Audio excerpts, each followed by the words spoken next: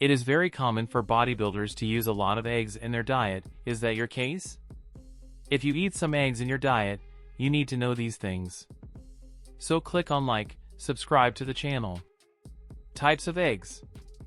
The quail egg, the ostrich egg, the chicken egg. Can I include all of them in my diet?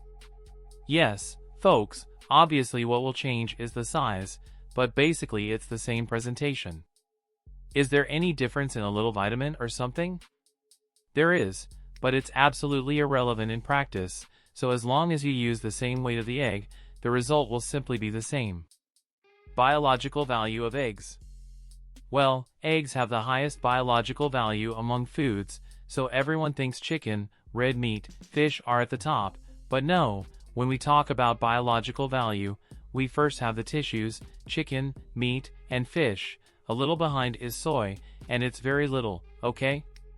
In numbers, if you want to know, the biological value of chicken is 80, the biological value of soy is 78, so it's absolutely close, but it would be soy, tissues, chicken, meat, and fish, dairy that goes to about 90 biological value, and the egg which has a little above 95 biological value. As long as it's from soy up, guys, don't worry about needing to eat more than 95, more than 70. It doesn't change anything at all. Eggs and growth. I don't like eggs. Will I grow without eggs? Yes, don't worry. You will grow without eggs, don't stress, but if you include some in your day, it can be very welcome, even for diversifying. In my experience, diversifying is very good for some, and very bad for others, so some people prefer to consume everything from chicken, do everything at once and it's okay, and there are others who, for heaven's sake, if I eat more chicken, feathers will grow on me, I'll be more chicken than I already am, so I prefer to vary a bit. Both are correct as long as it's a very well-structured diet. So you don't have to eat eggs. If you don't eat them, don't worry, but if you want to eat them, it's welcome. Composition of eggs. The composition of a chicken egg, a whole egg, 6 grams of protein, 5 grams of fat, and half a gram of carbohydrate, which you can ignore. It has many vitamins, no vitamin C but has A, D, E, K, so it's quite complete in terms of micronutrients as well, and some people even use the eggshell.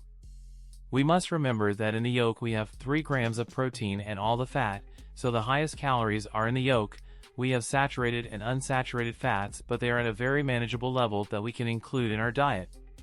An egg white will have 3 grams of protein, meaning it has half the protein, half is in the white and half is in the yolk, but the yolk carries everything else, so if you had to throw something away, throw the white away, keep the yolk.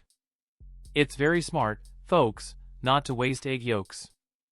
I don't want to be that annoying guy and so on. There are people starving in the world, everyone knows that, but if I throw the yolks away, people will still be starving. It's my friend, you caught me on that one, but the discussion doesn't fit in this video. The point is that you don't need to waste the yolk of the egg, it's worth much more to remove that fat from somewhere else in your diet. Need to cut fat from the diet? Well, cut it from peanut butter and keep the whole egg, it's smarter, so usually wasting yolks is something I don't agree with. Number of eggs per day. What is the amount of eggs I should use per day? Folks, don't look for a number of eggs like, it's X or Y depending on your size. For every kilo you weigh you eat 1 egg, it has nothing to do with that. What will happen is that eggs will complement your quota of proteins and fats, simply that. So if you think, I'll eat 10 eggs because I weigh 100 kilos, you'll be wrong because it depends on the rest of your diet, so the number of eggs will simply fit into your daily quota of proteins and fats, and can vary with phases, preparations, bulk, and so on. Side effects of eggs.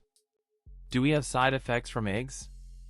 Well, we have a very gaseous, explosive effect which is precisely the decay of the environment from which you eject odors. How do I reduce this? These foul gases?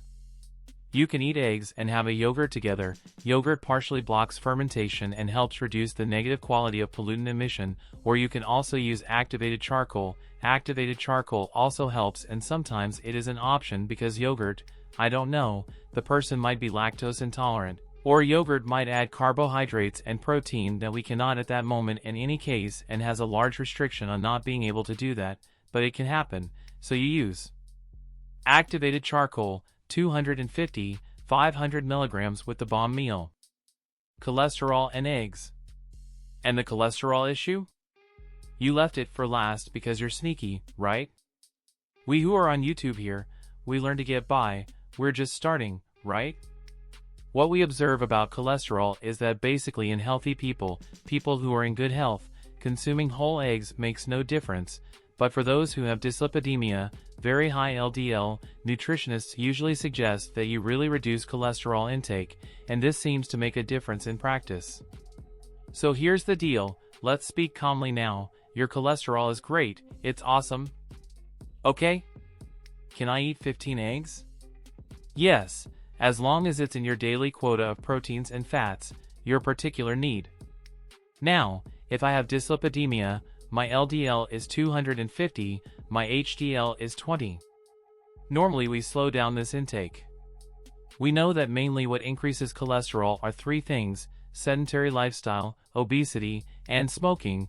You see that eggs don't enter, not just eggs but cholesterol intake, it doesn't come in. And why then do people reduce eggs? Look, we have a very important fork here. It may be that reducing cholesterol intake helps lower cholesterol, which doesn't seem very likely, but there is this possibility, or that the egg yolk has saturated fat, and at this moment the more you avoid it the better your lipid profile will be. You can consume it as long as it doesn't harm you. A person who is active, lean, when I say lean I mean with an appropriate body fat percentage even if they are strong, so an active, lean person who doesn't smoke, it's very difficult for them to have a cholesterol problem unless they abuse anabolic steroids, but then we already know what the problem is. Our content is like this, straight to the point. Liked it and want more? Subscribe and see you next time.